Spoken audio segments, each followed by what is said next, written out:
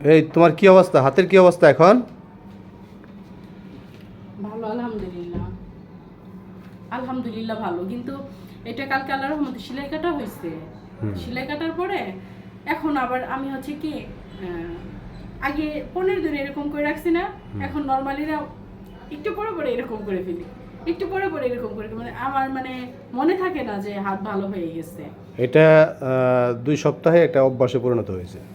যাই হোক, ওই ডাক্তার যেভাবে বলছে হাতের ওই যে ইগুলা জয়েন্টগুলা, এই যে এটা এক্সারসাইজ করাইতে বলছে, এই হাতে হয়েছে তো, এটা যদি এক্সারসাইজ না করাই তাহলে হচ্ছে এটা এরকম সোজা হয়ে থাকবে আর কি, এই ফিঙ্গারটা। ওভাবে ধরে ধরে ধরে ধরে চাপ দিয়ে ব্যায়াম করবা। ব্যায়াম করাই 2-1 ঘন্টা পর পরে, বেশি জোর করে কইরো না, তাহলে ওর ব্যথা ব্যথা পাইবা। আচ্ছা, ঠিক আছে? কালকে সেলাই কাটা হয়েছে, কি পরিমাণে যে কষ্ট হয়েছে আমার, মানে বলার বাইরে, এত পরিমাণে কষ্ট হয়েছে। মানে একটা করে সেলাই টান দিতেছে আর মনে হইতেছে যে আমার মনে হয় একবারে সারা পৃথিবীটা মনে হয় ঘুরে যেতেছে। আমি এত চিল্লা পাল্লা করতেছিলাম, এত কান্নাকাটি করতেছিলাম, এত মানে করছে, আমার এত খারাপ লাগছে, মানে বলার বাইরে।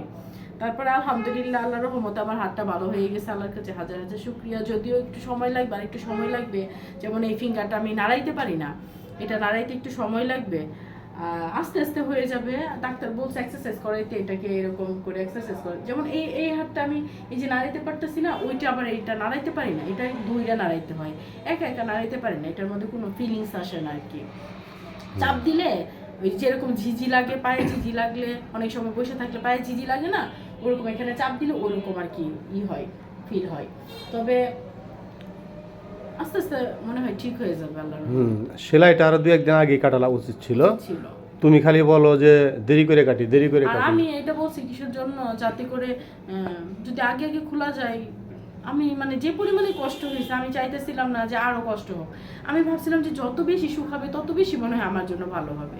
এই জন্য আমি আর কি কাটতে রাজি হয় নাই এটা সেলাইটা। না, ওই যে আমাদের এক চাচা বলে করছে, হাত কাটছে, হাত কাটার পর সেলাই করছে 17-18টা।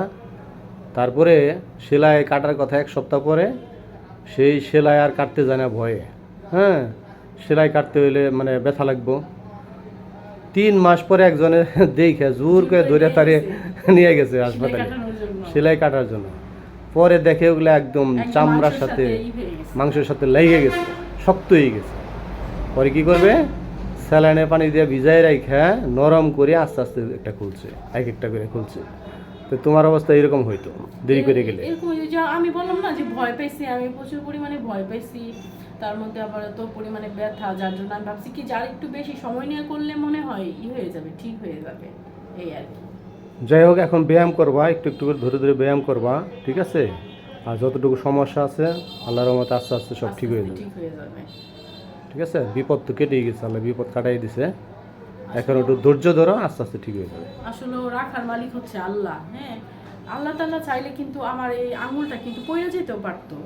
তা আল্লাহর রহমতে আর মানুষের দুয়াই হচ্ছে আল্লাহর রহমতে আমার আঙুলটা বাঁচাই দিচ্ছে আল্লাহ তাআলা। তা না হইলে যে কি একটা পরিস্থিতি হইতো। আমি সবসময় আল্লাহর কাছে শুকরিয়া আদায় করি, যে কোনো ব্যাপারে, যে কোনো বিষয়ে আমি সবসময় আল্লাহর কাছে শুকরিয়া আদায় করি যে আল্লাহ তাআলা আমার আঙুলটা কেমনে করে বাঁচাই দিল।